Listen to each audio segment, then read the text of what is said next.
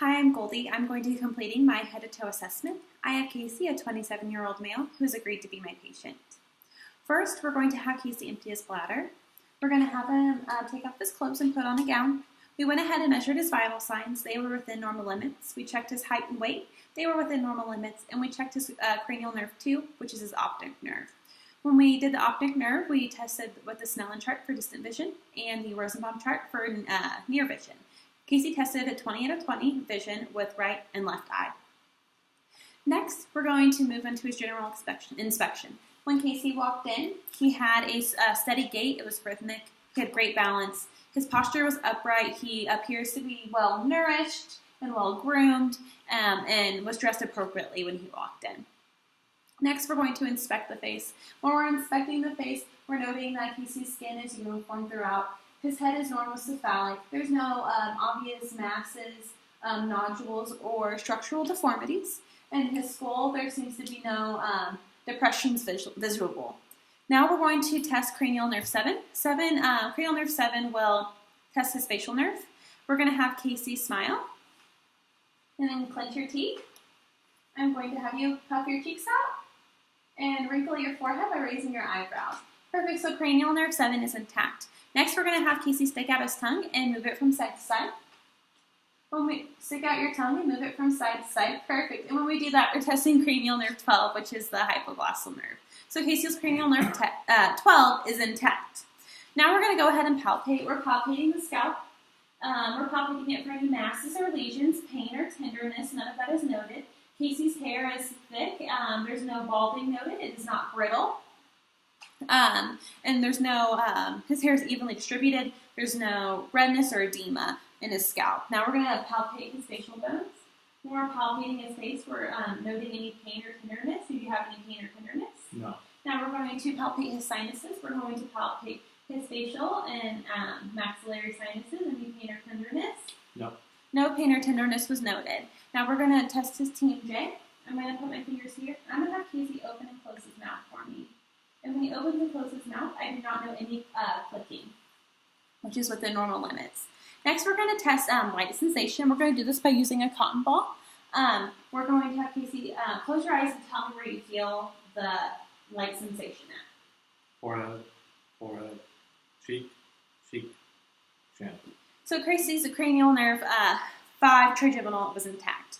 Next, we're going to look at Casey's eyelids. We're inspecting his eyelids. They completely cover the globe of the eyelid. There's no ptosis noted. His eyelashes curve outwards from the globe. His hair is evenly distributed. His eyebrows are evenly distributed.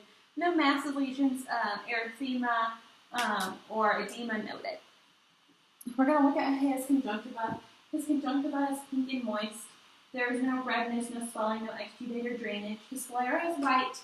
There's no jaundice noted. Now we're going to move to his pupillary response. We're going to do this by using testing consensual and direct light.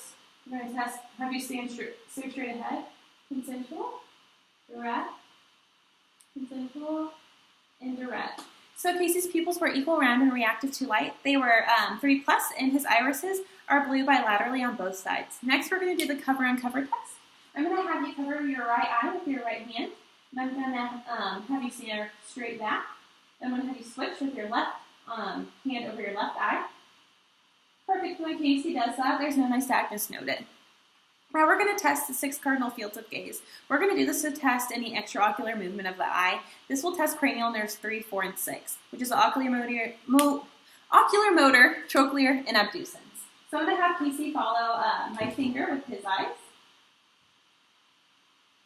And just following my finger with his eyes, not with his head. And when we do this, we're not noting any nystagmus or any extraocular movements.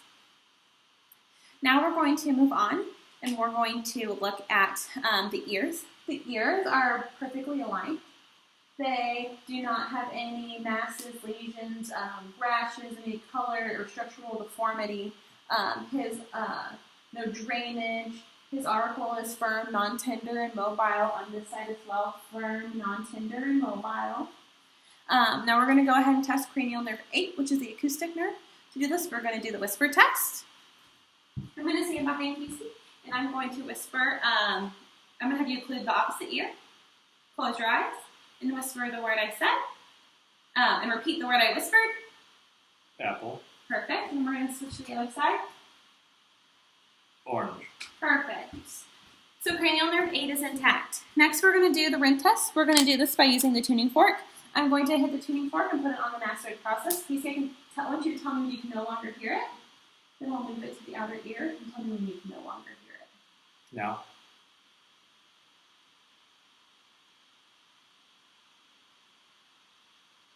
Now. Perfect. So air conduction was twice as long as bone conduction. This is a normal finding. Now we're going to look in the inner ear. When we look in the inner ear, we're going to have, we're going to pull the peanut up and back. And when we look in, we're noting that there's not any redness, there's no swelling, there's no drainage, there's mild serine noted. The tympanic membrane is a pearly gray, cone of light is visible, and there's no perforations at this time. We're going to go ahead and look at the other ear. And we have the same finding on that side. We're going to look at his nose. Looking at the structure of his nose, there's no structural deformities. His nose is midline and his septum is not deviated. We're going to palpate down, and we're not feeling any structural deformities as well. We're going to test for patency of each nasal passageway. I'm going to have you include one side and take a deep breath out of your nose. So air moves freely throughout that nostril. We're going to do the other side. And air moves freely throughout that nostril. So both of his nares are patent. Now we're going to inspect inside. When we look inside, we're looking at the mucosa. And the septum is midline. The turbulence are not swollen. And there's not a lot of drainage. Now we're going to look at his mouth and pharynx. We're going to start with his lips. When we look at his lips, they are pink and they are not dry or cracked and no lesions are noted. We're going to have Casey open up his mouth. We're looking at his buccal mucosa. It's pink and moist, no lesions or wounds noted. We're going to have him stick out his tongue and move it side to side. His tongue is freely movable. There's no masses or lesions noted on either side. Have you lift your tongue to the roof of your mouth. The floor of his mouth is pink and moist, no lesions noted. When we're looking in the top of his mouth, the hard palate is intact and it extends to a soft palate where no lesions are noted. It is pink and moist. His tonsils are +1 unremarkable. His anterior and posterior pharynx are visible. His posterior pillars are visible. His posterior pharynx didn't have any exudate on it. His teeth are ivory in color. He has 32 teeth. They are smooth. There's no cavities or any chipped teeth. His gums aren't bleeding. There's no receding of the gums, and they are pink and moist. Casey's uvula is midline. I'm going to have you stick out your tongue and say, ah. When he says ah, his uvula rises midline. I'm going to have him stick out his tongue and say, ah, and push my thing back. And testing for that gag reflex Casey had. That tests cranial nerve 9 and 10, the glossopharyngeal, and the vagus nerve. So Casey, his cranial nerve 9 and 10 were intact. That will complete our inspection of the mouth. Now we're going to move to the neck. When we're looking at the neck, we're going to inspect it. It's not swollen. His skin is uniform throughout. There isn't any edema, any rashes that are noted. It's symmetric, and the thyroid is not enlarged, and no GVD is noted. We're going to test Casey's range of motion of his neck as well. I'm going to have Casey push his head towards his shoulder. Perfect, on the other side as well. Casey has full range of motion of his neck. And now we're going to have Casey test cranial nerve 11, which is the spinal accessory. I'm going to place my hand on his shoulder. I'm going to have him lift up. Perfect. So that was testing cranial nerve 11, the spinal accessory. Now we're going to go ahead and palpate. We're going to palpate the carotid pulse. 2+, and on the other side, 2+ as well. We're going to look at the tracheal. Tracheal is midline, no deviations or tugging to either side. And we're going to also palpate for the thyroid. I'm going to have Casey take a swallow for me. And when Casey swallows, the thyroid moves freely. It is not fixed or hard, and it's non-tender.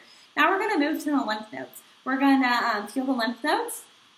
I'm going to have you turn towards me a little bit. Perfect. We're going to start with preauricle, postauricle, occipital, tonsillar, submandibular, submental, and then we're going to go ahead and move to the superficial cervical, and then we're going to do the posterior cervical, and then have you turn your head into the deep cervical. We're going to do supraclavicular, infraclavicular, and we're going to have Casey stick out his arms. Bend them for me, perfect, and testing those axillary lymph nodes. And when we're palpating, they're all less than 1 centimeter, and they're not fixed or tender. We're going to go ahead and auscultate his carotid artery with the bell of our stethoscope. We're going to listen on both sides. No bruit noted, and on the opposite side, no bruit was noted. I'm going to have you turn your head towards me and take a swallow. Perfect. And with the thyroid, there is no bruit noted. Next, we're going to move to his upper extremities. When we're looking at his upper extremities, we're looking at his shoulders, which are symmetrical. His muscle mass is equal on both arms. His skin is uniform throughout. No masses, lesions, rashes visible. His nail beds are intact. He doesn't have any clubbing of the nails. His cab refill is less than 3 seconds. And we'll go ahead and move to his pulses. So we'll do the pulses of the upper extremity. We'll start with the radial. Radial is 2+, regular rate and rhythm. Opposite side radial, 2+, regular rate and rhythm. We'll go ahead and do the brachial pulse as well. 2+, regular rate and rhythm. Other side, brachial pulse. 2+, regular rate and rhythm. Next, we're going to move to the back. I'm going to have Casey turn around for me and expose his back. We're going to inspect. When we look at his skin, it is uniform throughout. No masses, lesions, tender, redness, swelling, rashes, or structural deformities. His thoracic configuration, whenever he's breathing, it looks effortlessly and everything is equal and symmetrical. Now we're going to test to CVA ankle. I'm going to put my arm right here. I'm going to hit my hand. You're going to need to tell me if you have any pain or tenderness. No. And on the opposite side? No. No pain or tenderness was noted. Now we're going to palpate his thoracic expansion. We're going to go down to about the 10th rib. We're going to have Casey take a deep breath in and out. So the thoracic expansion was equal bilaterally on both sides and symmetrical. Now I'm going to have Casey say 99 as I move my hands down his back. 99. 99. 99. Perfect. So when I moved the with tactile firmitus, it was equal on both sides and vibrations were felt equally. Now we're going to go ahead and percuss. We're going to percuss down posteriorly. I'm going to have you lean forward for me and cross your arms like you're hugging yourself. Perfect. I'm going to percuss down systemically. And resonance was heard throughout all the posterior lung fields. I'm going to have you raise your arms up for me, Casey. Sorry, I might have to have you take off your outfit. Raise your arms up. We're going to percuss on each side. And laterally, it was resonance as well. Now we're going to test for diaphragmatic excursion. To do this, we're going to percuss down. We're going to need a marker and a measurement here. I'm going to percuss down until I hear an area of resonance to dullness.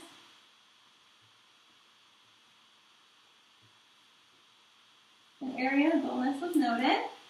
Now I'm going to percuss up until I hear an area of dullness to resonance. I have that marked here. And we're going to go ahead and measure that. And when we measure that, we get 4 centimeters, which is within normal range. Now we're going to go ahead and auscultate.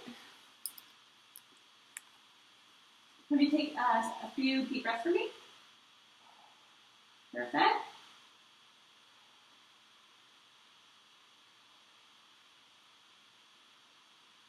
I'm going to have you lift your arms up for me. Take a deep breath.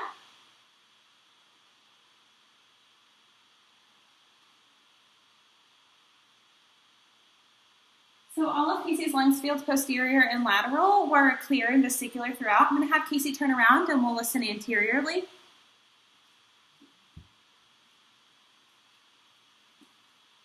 Take a few deep breaths for me.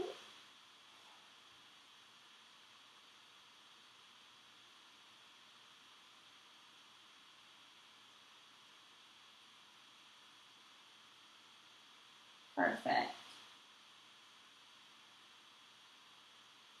So Casey's anterior chest was vesicular and clear without. Now we're going to look at his anterior chest. His skin is uniform throughout. Hair is evenly distributed. No structural abnormalities noted. No masses, lesions, redness, or swelling. Looking at his respirations, he's about 18 per minute. He breathes effortlessly without any retracting or extra muscles used. And we're going to go ahead and palpate. When we're palpating, we're going to feel for any crepitus, which is the subcutaneous air under the subcutaneous tissue. None of that is noted. We're going to measure the pericardium. We're going to do this by first doing the apex, the left sternal border, the base, and the right sternal border. And we didn't note any thrills or heaves there. Now we're going to locate the point of maximal impulse. That will be right midclavicular, fifth intercostal space. Feeling for that. No bruits, no thrills or heaves noted. Now we're going to feel for tractile firmitus. I'm going to have to say 99. 99. As I move down. 99. 99. Tractile firmitus was felt throughout. The vibrations were felt. There wasn't, they were equal bilaterally in his anterior chest. Now we're going to move on to percussion. We're going to percuss all his lungs fields. We're going to do this systemically.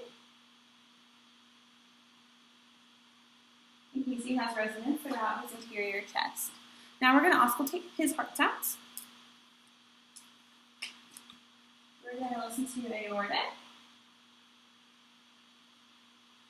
pulmonic, earth, point, tricuspid, and mitral. Casey had S1, S2. No murmurs were noted. No gallops or any extra noises. Now he had a regular rate and rhythm. Now we're going to have Casey lay down and we're going to inspect his abdomen. When we're looking at his abdomen, we're noting that it is flat and soft. There's no deformities, no hernias, no pulsations, no peristalsis noted. I'm going to grab some supplies and we'll go take a listen. We're going to go ahead and listen to all 4 vowel sounds.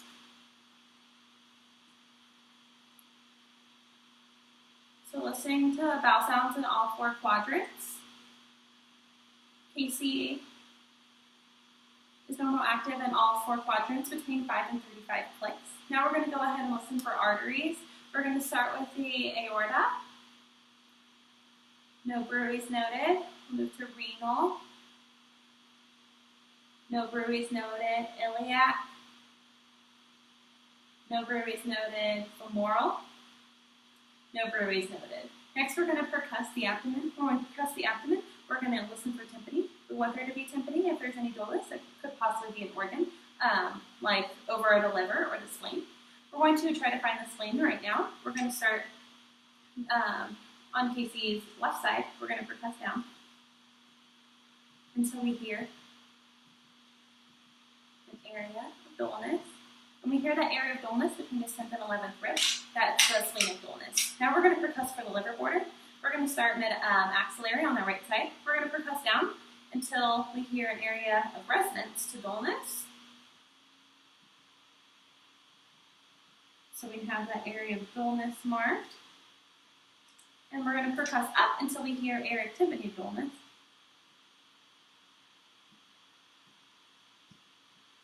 And when we got that, we'll mark that. Casey measures 7 centimeters, which is within normal limits.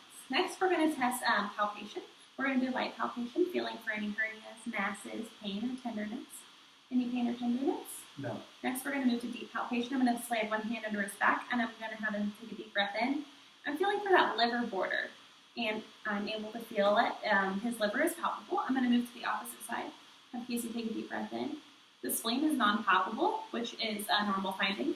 We're going to do the kidneys, non-palpable on that side, and non-palpable on the right side, which is within normal limits. We don't see any aortic thrills at this time. We're going to have Casey lift his head.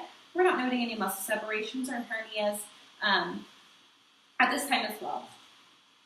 Now we're going to have Casey, sit up. And we're going to look at his feet and his legs. When we're looking at his legs, his skin is uniform throughout, hair is evenly distributed. He has some scarring from a knee surgery. His muscle mass is equal throughout. When we're feeling his legs, his skin is dry, warm, and intact. There's no edema noted. And then we're going to go ahead and feel for his pulses. We're going to start with the top and feel pulses. When we're checking these pulses, they're 2+, regular rate and rhythm. We're going to move down to his posterior tibial, 2+, regular rate and rhythm, and his dorsalis pedis, 2+, regular rate and rhythm. Now we're going to move to musculoskeletal. We're going to check some reflexes. We're first going to test his brachial. I'm going to have him relax your arm for me. Perfect. Perfect. Brachial reflex is intact, opposite side. Brachial reflex is intact. Now we're going to move to the knee. Brachial reflex is intact on his left side, on his right side. Brachial reflex is intact on his right side as well. Next, we're going to move to his Achilles reflex. Achilles reflex is intact. And Achilles reflex is intact for both his right and left side bilaterally. Now we're going to test muscle strength. I'm going to have Casey lift his arms up like this for me. I'm going to have you pull me towards you and then push me away. Perfect. Arms out like this. I'm going to have you pull me towards you, push me away. Perfect. I'm going to have you squeeze your feet with my fingers as tight as you can. And I'm going to do the same thing with your legs. I'm going to have you push me away and pull me towards you. Perfect. And with your feet, I want you to push down like a pedal and pull up. Perfect. So Casey's strength in both upper and lower extremities are 5 out of 5 equal bilaterally. Now we're going to go ahead and move on to cervical spine. So we're going to have Casey put his chin to his chest. Perfect. And we're going to have you lift your chin up to the sky. And I want you to move your head side to side. Midline and then side to side. Perfect. Side, other side. And then I want you to take your ear to your shoulder on both sides. Ear and then to the other side. So Casey's cervical spine is intact. Can you shake your head no and yes for me? I know there's just looking at the cervical spine. He has full range of motion. Now we're going to look at the lumbar spine. I'm going to have Casey stand up. I'm going to have Casey bend side to side for me. Perfect. Other side. And I'm going to have you twist side to side for me. Any pain, any tenderness? Nope. Full range of motion. I'm going to have Casey bend forward for me. And when I'm palpating, I'm not noting any structural deformities and no scoliosis is noted. I'm going to have Casey bend back. When he bends back, there's no lordosis noted. That will complete our head to toe exam.